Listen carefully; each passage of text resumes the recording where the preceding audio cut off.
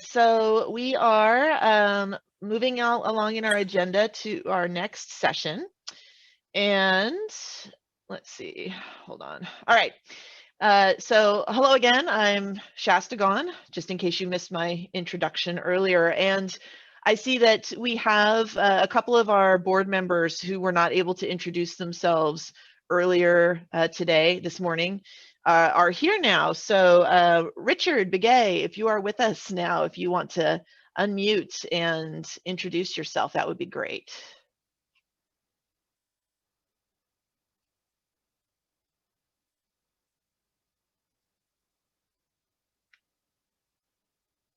And Richard, if you are here, you are not unmuted. I just sent you a request to unmute yourself.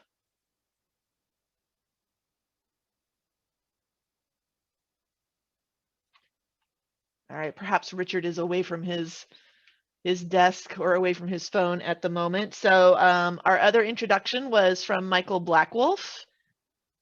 Michael, do you want to introduce yourself?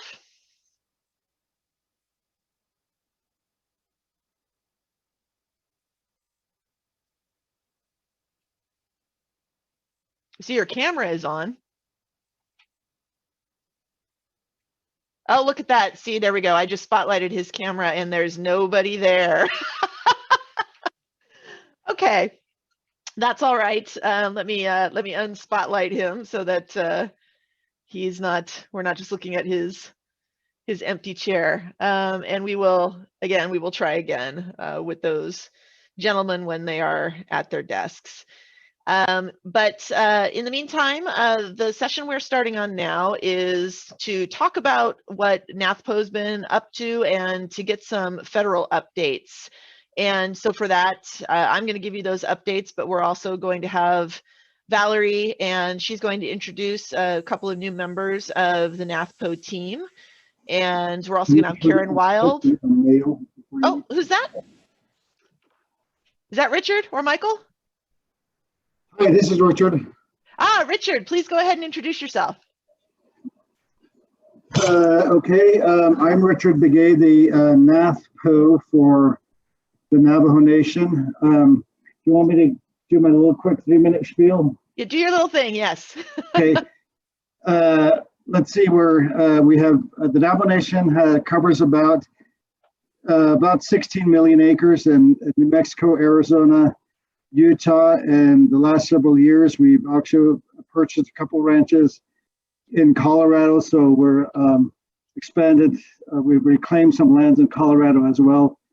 Some of the biggest things that we've done in the last couple of years, let me back up just a little bit. The Navajo Nation was designated a THPO in 1997.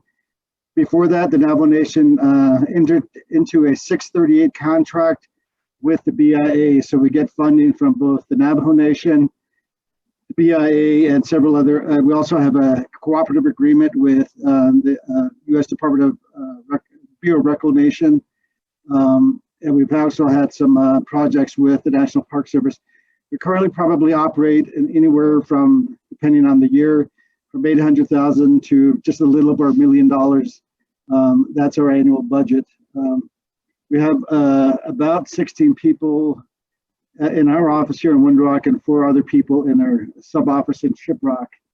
We do have one of our biggest projects in the last couple of years. I've only been in this position since 2017. Some of our biggest project has been the implementation of an electronic database, whether we're calling the HIT database, which in Navajo means our database. And it's a 2-part database. There's a locational database, mostly through ArcGIS, and we also have the textual database, all of our records. We're using both GIS and also FileMaker Pro to manage our records. Archaeological work has been done on Navajo since the early 60s, and today, up to today, we so far have tracked over about 50,000 archaeological surveys that have been done on the reservation. We have documented about 30,000 plus archaeological sites on the Navajo Nation, about, 3,000 or so sacred places on the Navajo Nation. So all of that information used to be just in paper form and on USGS maps. In the last 3 years, with the help of some new team members who specialize in GIS, we've created that database, and we're slowly feeding all of that information into our database. That would make our job much easier to manage those records, but also see how far we've come with that. We probably have surveyed on the reservation about 1 million+ acres. So we've got a lot of information that we're trying to manage, and that is, and with the assistance of the THPO funds through the Park Service, and especially the BIA funds, we're getting that work done. It'll be at least a couple more years before we put all the legacy data into the NEPA database, but we're very proud of the work that we've done, and kudos goes to my staff, especially the GIS and the, what we call it, cultural resources compliance. So that is something that we're really proud of. So thank you very much. Great, thank you, Richard. Yeah, I every time I think that I have too much on my plate, I just imagine what it must be like to be the THPO at Navajo with your so much acreage, and me with my little 13,000. That just can seem so overwhelming sometimes. So thank you for all the hard work. Now it looks like Michael Black Wolf has returned, so we're going to ask him to introduce himself now. Good morning, everybody. My name is Michael Black Wolf. I'm the Tribal Historic Preservation Officer for the Fort Belknap Indian community here in north central Montana. And I just wanted to thank everybody, and hope everybody has a good time and takes away some good information from the meeting this year. And I just look forward to participating and doing the best that I can to help NATHPO out moving forward, and hope that I can interact and meet some new people and catch up with some old acquaintances, and really appreciate it. So thank you. Thank you, Michael. And yeah, that's been the hardest thing, I think, for all of us over these past the past year, essentially, is that we're not able to talk to one another, or see one another, I should say. And the other day, I got to see a friend who lives in Atlanta who I haven't seen for probably 20 years. And, yet that urge to just go running up to her and throw my arms around her, and we couldn't do it. And so that's really frustrating. But in any case, we're doing the best we can with being able to see each other's faces and names here, and introducing new people. So before we get into talking about what's been happening over the last couple of years, I wanted to give Valerie and her staff a chance to introduce themselves. And Valerie, you've already introduced yourself, but the staff. Actually, I'm going to turn it over to Karen Wilde first, Yes. with the Park Service, since she has a hard stop at the end of this session to go into a tribal consultation meeting. So I'm going to turn it over to you, Karen. Or I guess Shasta will turn it over to you, Karen. Yes. Yes, Karen, go ahead.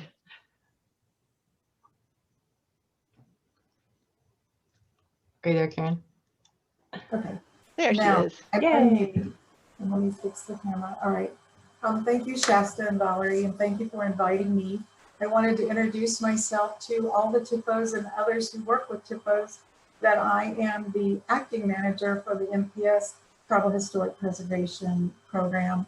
Right now, I'm scheduled to be in this position until early May. And those of you who knew before Jamie Lee left and was on maternity leave, I was the acting manager at that time too. So I'm back to do another 120 days and working through the annual reports and all the other things that come along with THPOs. I'm Karen Wilde. I'm a citizen of the Muskogee Creek Nation of Oklahoma, 3rd Clan, and I'm also of Pawnee descent from my father's side, CD Band. I was raised in Tulsa, Oklahoma. I currently work in my permanent job as the tribal liaison for the MPS regions, DOI regions 6, 7, and 8, which is a lot of Park Service jargon. And the parks that I work directly with are Sand Creek Massacre National Historic Site. It's the only park that has the word massacre in it. Benzel Fort, National Historic Site, and Capulan Volcano. Prior to me coming to the Park Service 10 years ago, I did a variety of partnership positions with IHS, the Census Bureau. I hold a BS in Business Administration, and I'm currently pursuing a Master's of Jurisprudence in Indian Law from the University of Tulsa. I was given a few bullet points to talk about here. It shouldn't take me long because, yes, I do have a consultation to conduct at noon my time. So I apologize, I'll be gone for an hour or so, depending on how long the tribal folks want to talk. And then I'll be back the rest of the time if you have any questions or concerns for me. So I just wanted to say that we have had some changes in personnel. You just met me when Jamie Lee left. December 18th, there was a 2-week gap. We didn't have anybody employed, and then I came in the 1st of January. We have Leanne Chapman, who is the Cultural Resources Business Office. She's handling THPO grant reporting after Ginger Carter's departure from the Park Service. Madeline Cohen's the Tribal Heritage Grants lead, and she's the one that's helping us all out that are new to this program. And Megan Brown, who's the hoarding officer for state, local plans and grants, which we commonly call steel pigs. So if you ever want anything to know about THPOs, just go to their website, and it has all the information you'd want to need. If you want to contact me, please write the THPO_program at nps.gov.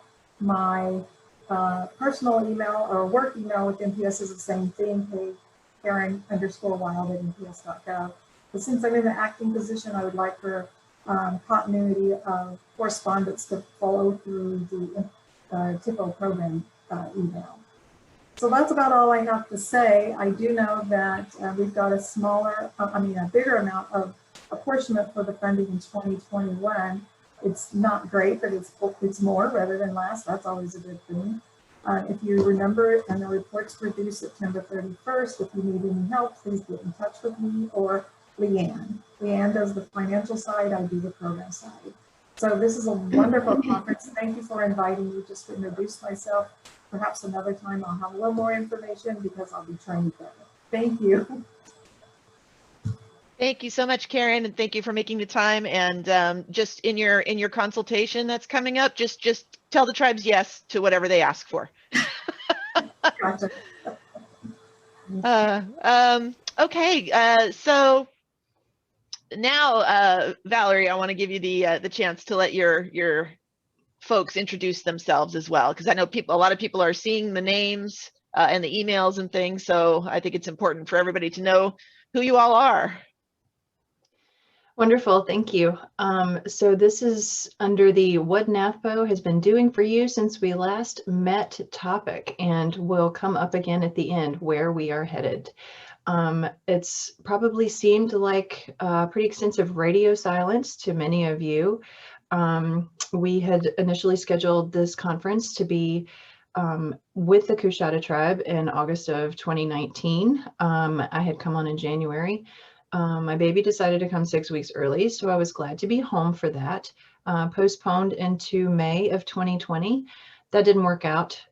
So here we are virtually, and it's like all of you, we have had our own challenges with maintaining a regular work schedule. So we're especially excited to have two consultants be able to introduce themselves to you.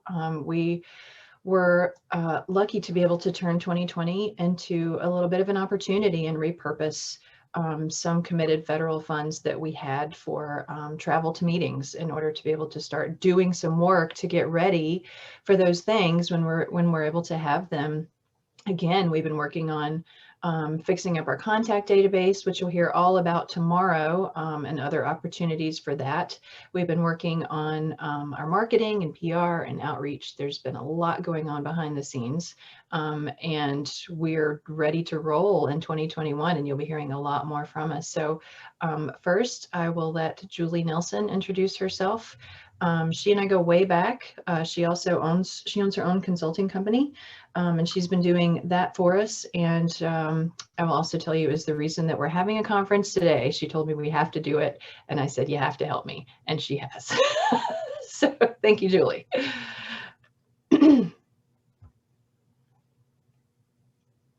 You're muted. Okay. Hi, my name is Julie Nelson. As Valerie mentioned, she and I go way back. My family is not Indigenous. I'm descended from English, Norwegian, and Scottish colonizers.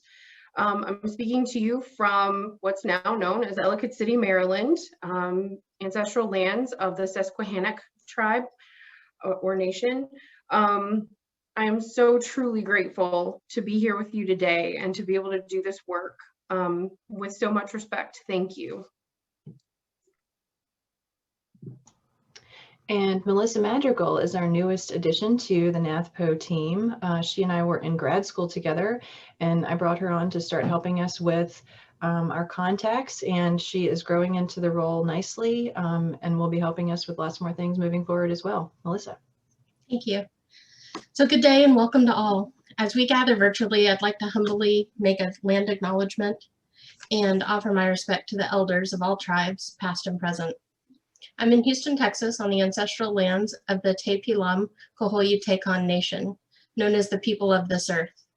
They are people of two countries, as is my family, and have often been regarded as foreigners in their own homelands, which cover the coastal plains of northeastern Mexico and the southern Gulf Coast of Texas.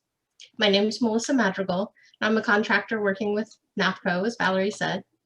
My background's in terrestrial and maritime archaeology, oil spill response, and environmental planning with regulatory compliance.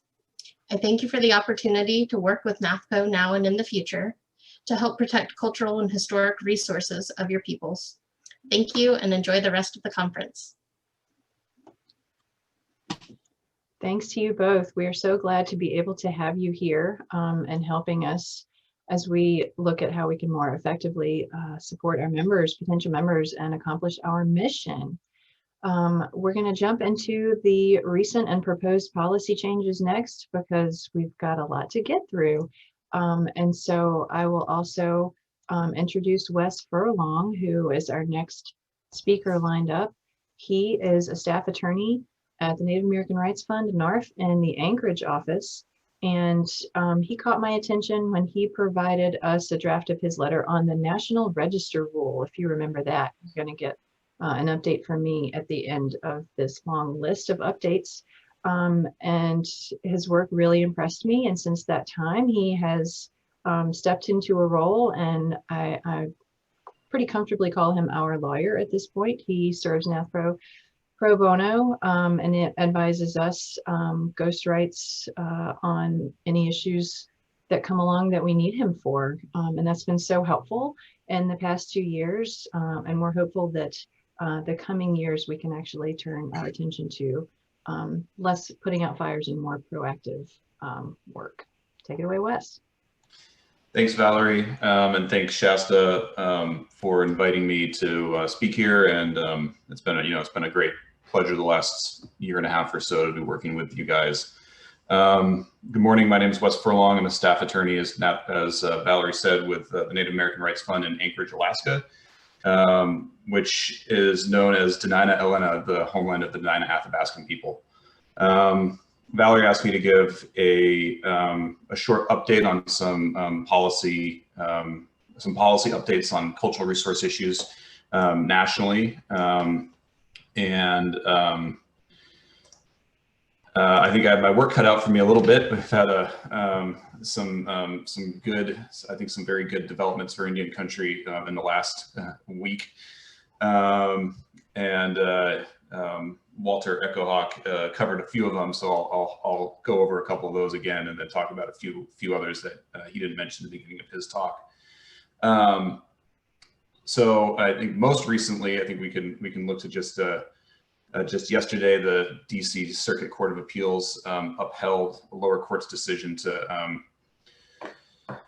that held that the environmental review for the Dakota Access Pipeline permit was inadequate, and that the Army Corps of Engineers needs to complete a full environmental impact statement for the pipeline. I think that's upholding the lower court's decision on that issue is a very significant victory for the tribes who've been fighting that pipeline. Unfortunately, the court did not agree with the lower court's decision to tell DAPL to stop transporting oil through the pipeline. So unfortunately, oil is still flowing through the pipeline, but the Army Corps has to go back and do a more exhaustive environmental analysis, and hopefully we can get a better decision. The tribes can get a better decision under a Biden administration.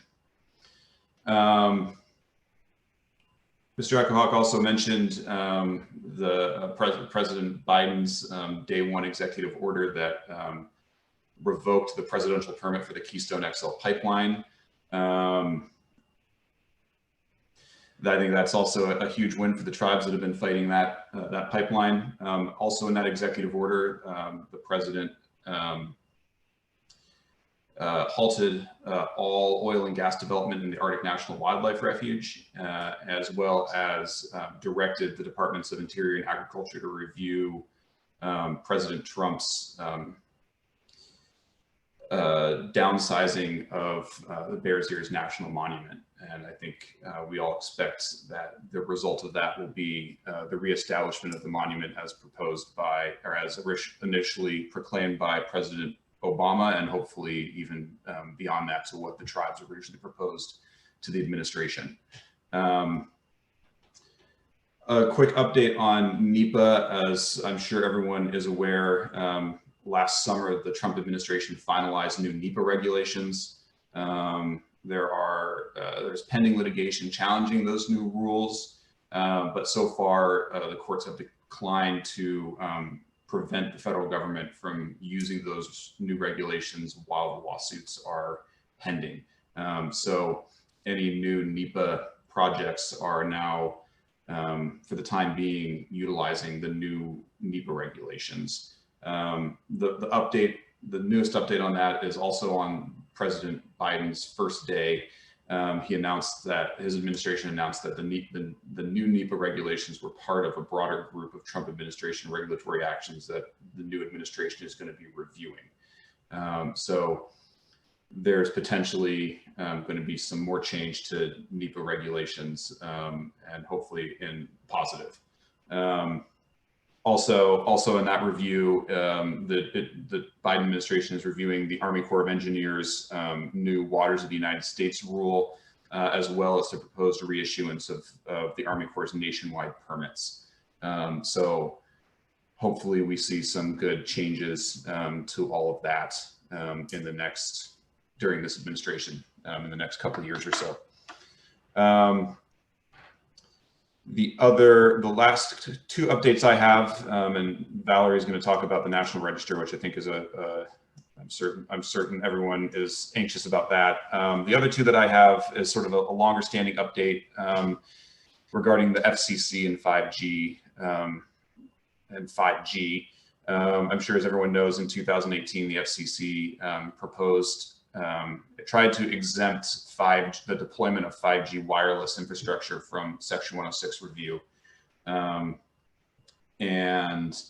That was immediately challenged by tribes throughout the country, NATHPO, and other historic preservation organizations in federal court in the District of Columbia. And in August of 2019, the district court held that the FCC had acted unlawfully when it attempted to exempt 5G deployment from Section 106 review. And so the practical effect of what the court did is that 5G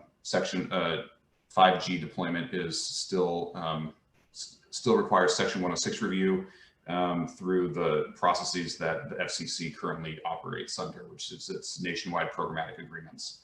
The downside of the district court or the court opinion was that it did not find that the FCC had acted unlawfully when it issued guidance telling developers that they do not have to pay THPOs and tribes fees to submit projects on the TCNS. That the court declined to find that the FCC had acted unlawfully when it said that, and refused to hold that fee, the payment of those fees are required.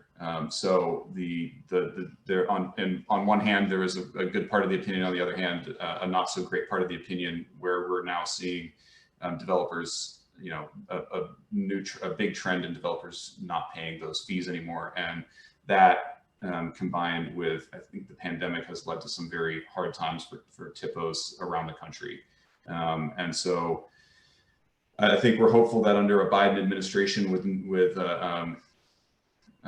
if he's able to appoint new members to the FCC, there may be an opportunity to work with the FCC to develop a solution, because I think currently the status quo is not working for most tribes and THPOs in this country regarding 5G and other cellular development.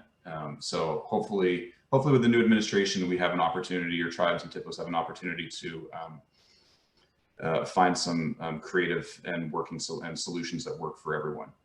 And the final update that I have is a bit of bad news. As I'm sure most people are aware, just about a week and a half ago, the Tonto National Forest, and part of the Forest Service, issued the final EIS for the transfer of Oak Flat to Resolution Copper to develop the largest copper mine in the United States. The publication of that final EIS triggered a 60-day deadline for the Forest Service to transfer the land to the mining company. And I'm sure everyone's aware, Oak Flat is an incredibly, profoundly sacred cultural landscape to the Apache people. And the publication of the final EIS has triggered at least 3 current lawsuits that have been filed in the last week or so. So far, I don't believe there are any injunctions in place preventing the Forest Service from proceeding, though I understand that there's a hearing scheduled next week to determine whether the Forest Service should be prevented from transferring the land while the cases go forward. Unfortunately, a bit of bad news, but hopefully, hopefully we see some positive outcomes from that, and maybe positive steps from the new administration. But that's that. Other than Valerie covering the National Register, those are the updates that I have. So thank you for the opportunity to speak to everyone, and I know I'm scheduled to speak tomorrow morning, so you'll have to bear with me again for another hour. Thank you, Wes. We always appreciate you. Next, we're going to get a couple more updates from Katie Klass, who is with an attorney with Hobbs, Strauss, Dean, and Walker in Washington, D.C. And she will tell you about a couple of things that she has been doing a lot of work on and that we have been trying to support her in. Katie? Hi, thank you so much for having me today. It is an honor to get to talk with you. As Valerie said, my name is Katie Klass. I'm a citizen of the Wyandotte Nation, and I'm a partner at Hobbs, Strauss, Dean, and Walker, based in Washington, D.C. I'm going to give you some quick updates on Chaco, the STOP Act, and then briefly OJS funding. Okay, so first I'd like to talk to you about the Greater Chaco region, which is a landscape that's sacred to the Pueblos and other tribes. I have the honor of working on behalf of our Pueblo clients in this work.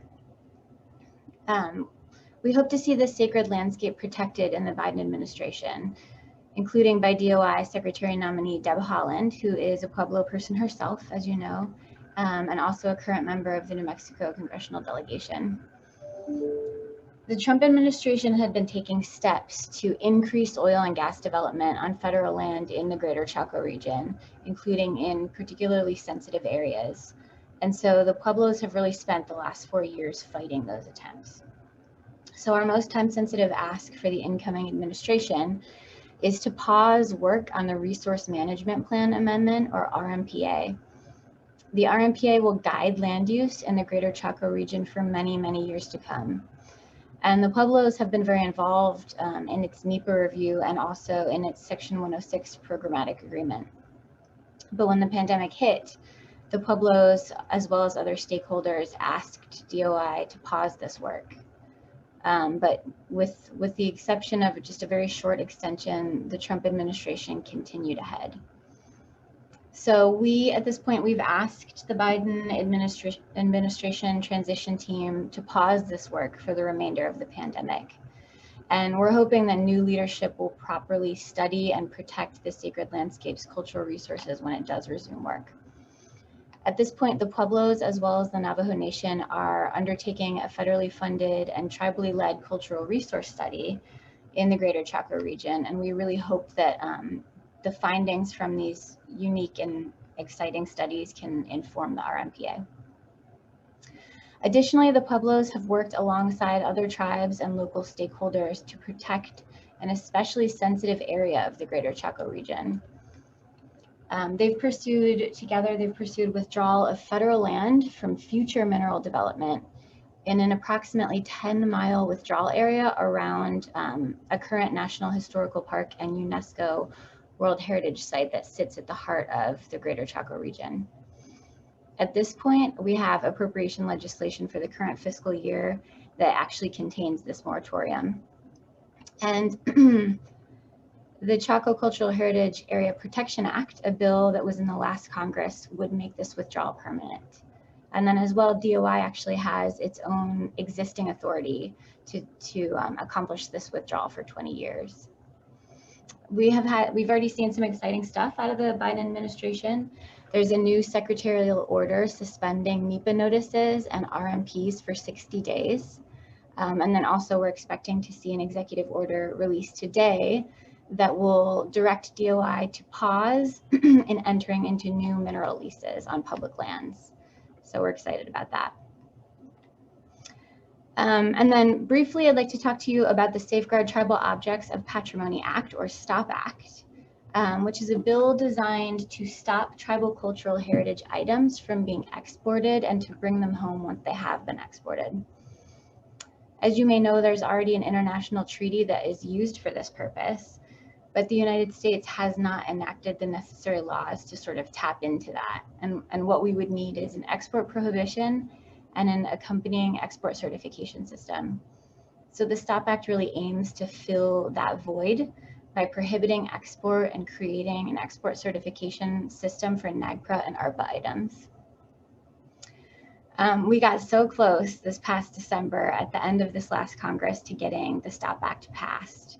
It had tons of bipartisan co-sponsors led by Senator Heinrich, and it had significant support from Indian country, as well as others.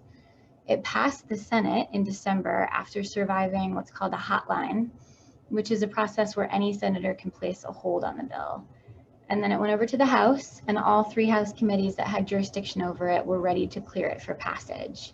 But right at the end, the House Ways and Means Committee raised some technical questions, and we just ended up running out of time.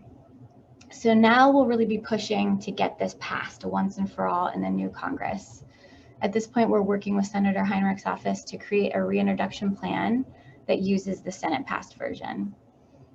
Ahead of reintroduction, we will be requesting support letters from as many tribes and tribal organizations as possible. And we'll also be gathering as many original co-sponsors as possible. NATHPO has been huge in helping push the STOP Act. NATHPO has done support letters, and when we got so close to passage in December, NATHPO reached out to House leadership to really urge passage. So it's this group effort that got us, so close and will get us across the finish line. If you are interested in submitting a letter of support or contacting your congressional representatives to ask that they join as co-sponsors, please just shoot me an email and I'll put my email in the chat box. And then last, I just want to let you know that the Pueblo of Acoma works every year to make sure that the Office of Justice Services within BIA has funding to enforce NAGPRA and related laws.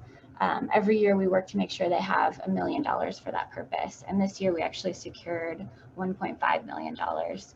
So we will be working with OJS to make sure that they, properly spend the money on enforcement of NAGPRA and related laws, and really sort of push that money towards the Cultural Resources Division within OJS. And so we hope that all of you will contact that office when you need help. Thank you so much for your time. It was great to be with you today.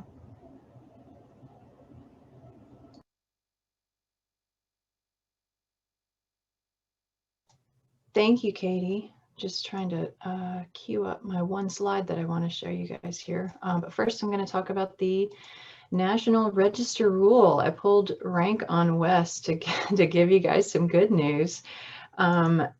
Many of you have been hearing a lot about this from me and from NATHPO for 2 years now, for the amount of time that I've been here. It was a proposed regulation change by the Department of the Interior, the Park Service, to the regulations that implement the National Register of Historic Places part of NHPA. And of course, in the previous administration, it was all kinds of bad news.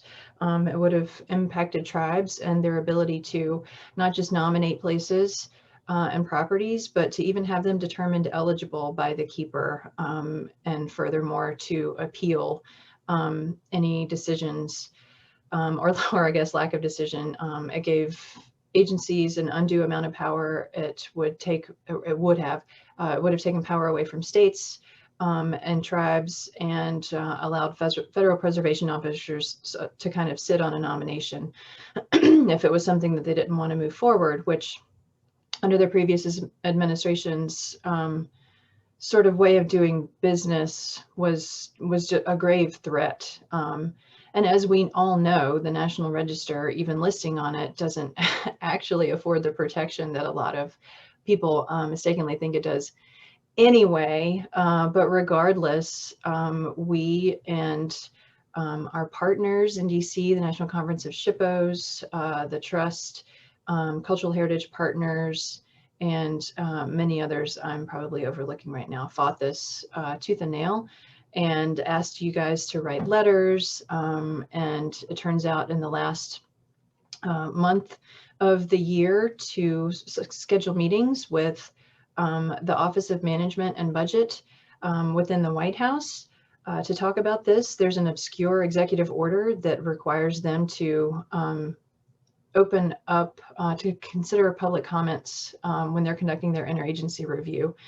And many of us had not worked with that or necessarily even heard of it before. And it turns out to be the game changer that we needed, especially with regard to states and tribes. And if you haven't already heard, I'm happy to be the one to tell you here that the National Register rule is dead. Dead. It was a proposed rule, and then it was about to become a final rule. And we were all just watching the calendar tick with bated breath until the inauguration, anticipating that a final rule would hit the Federal Register at any moment. And it didn't.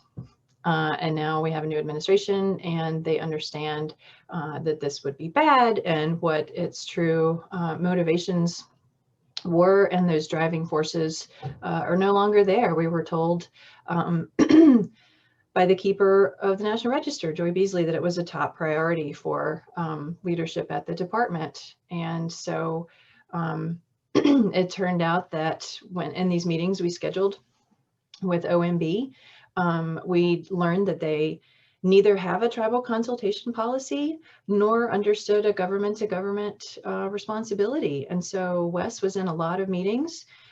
Katie had some meetings, and the OMB staff who were leading the review just totally got schooled on all of that. And they took it to heart. They scheduled individual meetings with people who had been lumped into group meetings, which dragged the timeline out.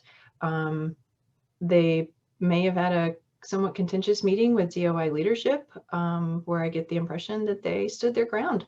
And I just want to say we did it. It's really gratifying to see that your efforts make a difference. And we really did in this case, and also building some stronger partnerships with NATHPO and with THPOs and all the partners who made this happen. So yeah, great news on that. Go team. Thank you everybody for all of your efforts and helping make that happen. It's truly the team effort that got it across the finish line, and I'm really happy to be able to tell you guys this. There'll be an email blast about it, of course, but I've been a little tied up with conference prep. So what else am I talking about? FY21 appropriations, THPO appropriations.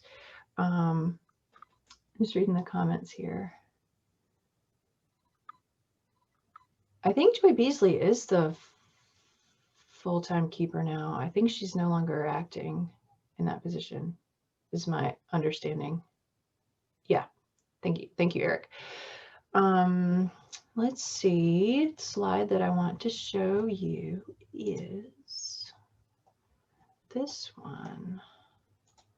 I'm gonna have to close out my other slideshow. Bear with me as I navigate technology.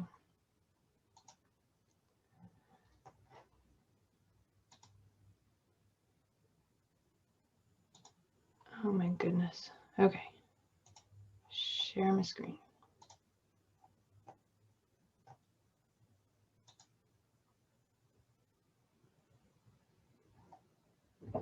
Actually struggling to get this into slide view for you here, so this will have to do.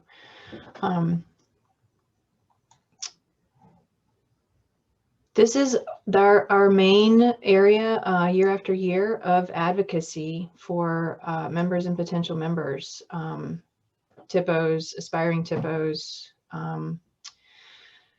THPOs especially get their only dedicated source of federal funding is from the Historic Preservation Fund, of which THPOs are one small part. And this graph shows the current status and the history of this. So in green, you've got the total appropriated amount for all THPOs from the HPF, and in yellow and gold here, you see the number of THPOs going up. That's a good thing. We're at an even 200 this year. There's 5 to 10 more new ones every year who successfully complete the application with the Park Service and get that agreement in place with DOI, which is what, as you know, makes you eligible to get this funding to apply for the grant. But then the result of those two lines tracking each other is what you see in the red. The average apportionment that each THPO gets remains level, and in fact has decreased since the beginning when there were 12 THPOs. So how do we close that gap? How do we redouble our efforts? What do we need to do differently to get different results out of this? And I've been trying to do that. We got a $1.3 million bump this year, which is better than a decrease, and we're grateful for it, but frankly just doesn't help you guys that much on the ground when this is the total amount that you get from the federal government for to run your programs. So I've been making 2 talking points in my advocacy in my meetings and my written materials about this, and one is that the work that you do addresses the cause of the problem. The symptoms we see, or the epidemics that are rampant in Indian country, the cause is historical trauma. And that's the work that you guys do. And I don't have to explain that to you, but I do enjoy explaining it to appropriators and staff and people who may not know. And the other is that you guys are required to consult on, it's a requirement to consult with you. And so if people want someone to be there and pick up the phone and do the work, and then you guys need to be funded. Previous administration, I would say if you really want to streamline review processes, then you need to fund THPOs. Hopefully we'll be looking at a little bit less pressure to streamline things in the future, but hopefully other opportunities to make the case for increasing this funding. Okay, and that is also something that we greatly appreciate your efforts on, your letter writing, your reaching out to your senators, your congressmen, your representatives, especially if they're on the Appropriations Committee for Interior, and letting them know that this matters to you. They love to hear from you. They love to hear examples. And I'm going to talk about this at the end of the conference tomorrow, but in case you're not with us then, one thing that is on my wish list of to-dos for this year is mid-year to get everyone back together and have an event where we possibly make it a congressional symposium. There's a lot of competitive grants programs that are also in the Historic Preservation Fund, and they don't seem to be struggling with getting the kinds of increases that we need to see here. And they are, I think a big difference is that not only do they have a congressional champion, but they are easily tangible success stories. And so we started off asking our board to do that, and we would like to create a forum.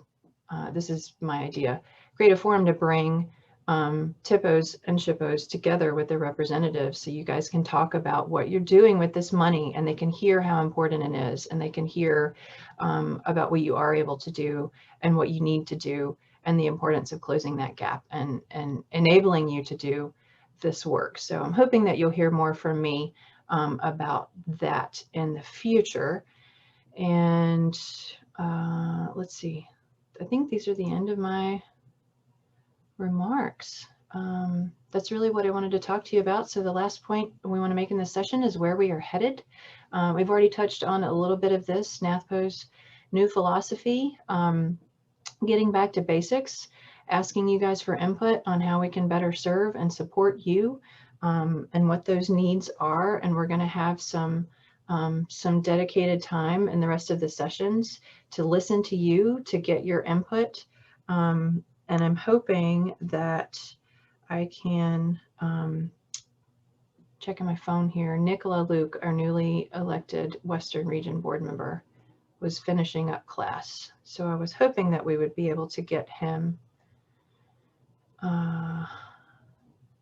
into the session here. Okay. Nick is logging in now. So I will stop talking. Shasta, Julie, Melissa, did you want to add anything to that while we wait for Nick to log on and introduce himself?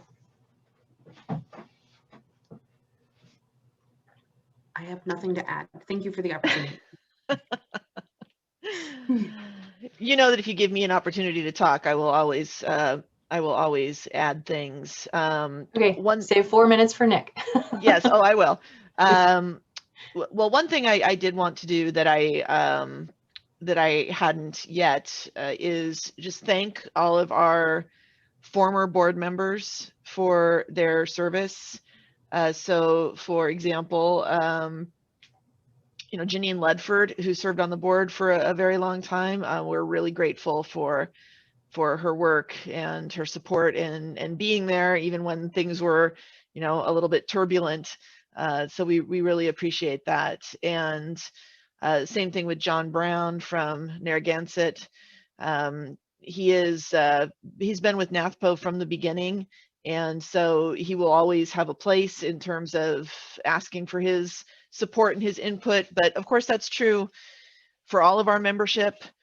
You know, anytime you have anything that you want to say to any of us, that's what your board is for. And also Michonne Eben from Reno Sparks Indian Colony. She's been just wonderful, and only just last month let us know that she had to step down because of, like all of us, she has a lot on her plate. But we now have a full board, I think for the first time, definitely for the first time since I've been a part of the NATHPO board.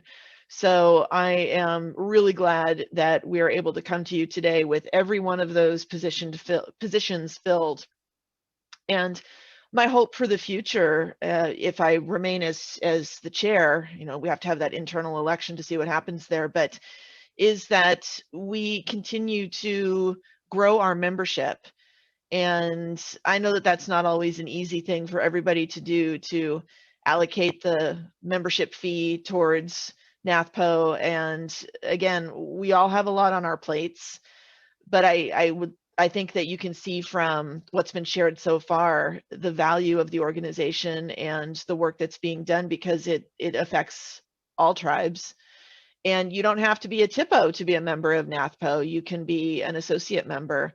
The more we stick together, the stronger our voice is going to be. And so that's why I'm so glad to see that we've had, Julie or Melissa will have to tell me exactly how many people registered for this, for the conference. It was close to 500, wasn't it? Yeah, It's more than that, and people are continuing to register as we speak. Oh, that's funny.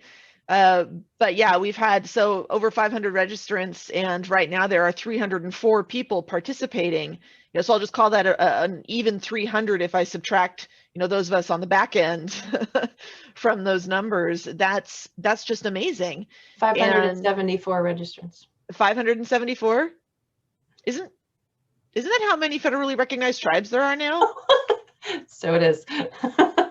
So I mean, it's really great that so many of you are here. And I know that there are folks online too who aren't from tribes. There's federal agency folks and there's consultants. And, we made this open to everybody because everybody needs to know what we face and why it's important that we keep working together. And you know what? There's probably some people on here who are also spying on us, but that's okay. You can be in on our locker room conversations in terms of our strategy, and we're coming for you if you're spying.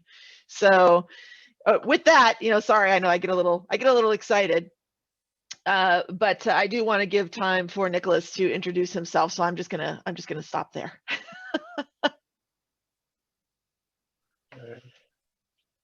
Well, thank you. Can you all hear me? Yes. Yes, sir. All right. Sorry, I'm having issues with my broadband, I think, and so my video is it's been pretty sketchy. Sorry to join a little late. I had to teach class up until now, but. Good morning, everyone. My name is Nicholas Lawlick. I'm just really happy to be here. I'm involved with THPO for a long time now, and I'm really grateful and humbled that I was elected to the board, and I'll do my best to represent White Mountain and NATHPO in that sense. But so a little bit about my background. I'm not sure how we're doing these, so what kind of structure we have in place because I didn't get to hear everybody else's. So. But like I said, I'm from the White Mountain Apache tribe. I interned there for a number of years when I was younger, going to school, and then still continue to do close work with my own THPO as deputy, and I have a position as a assistant professor at Northern Arizona University as well too. So. But a little bit of background from that, I started with my tribe, and then I went to school for a number of years at Arizona State University and U of A for grad and PhD.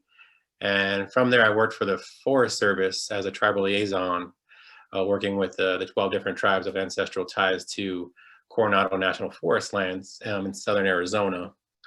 And after that, I kind of left the Forest Service. I did a postdoc at Brown University for a number of years, came back, and since then I've been doing THPO stuff and now stuff with NAU as well.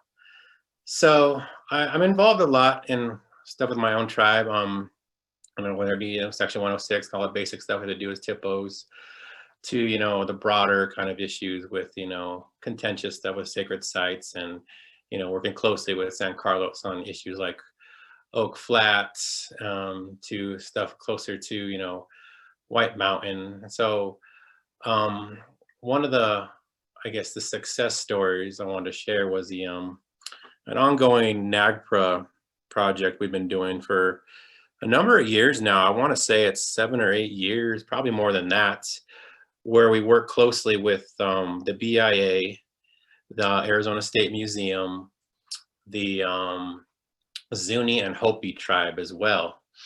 And as a federal sovereign entity, we, even though we're the land managers of our 1.7 million acres, we do recognize that Zuni and Hopi have cultural affiliation to our land base. And so because of that, they are actively participating in everything we do at NAGPRA.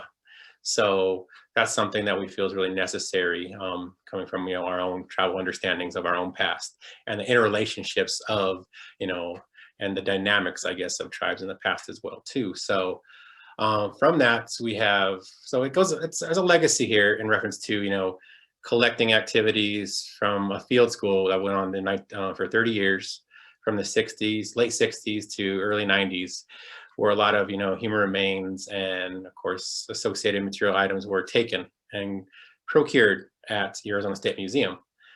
And the tribe, you know, put in, you know, NAGPRA, you know, requests to get things repatriated. And so the project has been going on in different places around the reservation to really bring ancestors home, and working collectively together with these different entities has created a really good working relationship and kind of almost like a best practices in a sense. And so it's been really, I think, powerful to see folks come together and work together. So we involve our THPO office, our fellow tribal members, like I said, ASM, BIA, and other folks come, and it's just, you know, something that's really been good for us and expanding into other projects too. So another project that kind of went off of that is some damage assessment stuff we're doing with the BIA now.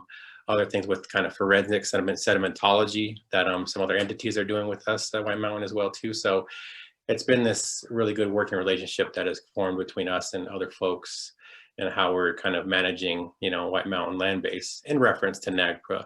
But like I said, it leads into other kind of interesting projects. But my main interest too, especially at, you know, teaching and doing kind of decolonial work and really foregrounding indigenous perspectives about the past, present, and future, and utilizing sovereignty-driven models and self-determination as a methodology in a sense to really allow, you know, indigenous folks to, you know, have a voice about their past where it wasn't present before. And so, you know, that's what drives my own research. So I do a lot of ethnographic work with my own tribe. I do a lot of working closely with, you know, elders, and right now I'm doing a interesting project with a medicine woman, a healer from our reservation, who works a lot with our own THPO office in reference to healing, and how healing and reconciliation are things that can be found within our own understandings of our Apache institutions handed down by Creator. That's something we need to go back to in a lot of ways as well too. So that's what I'm doing right now, and that's kind of a short kind of, I guess, project we're doing at White Mountain that, you know, I think we're pretty proud of. So a really brief introduction, but I think that's it for now. Wonderful. Thank you, Nick. We're glad to have you. Welcome to the board. Welcome to the team. We look forward to working with you. Thanks for squeezing us into your busy class schedule.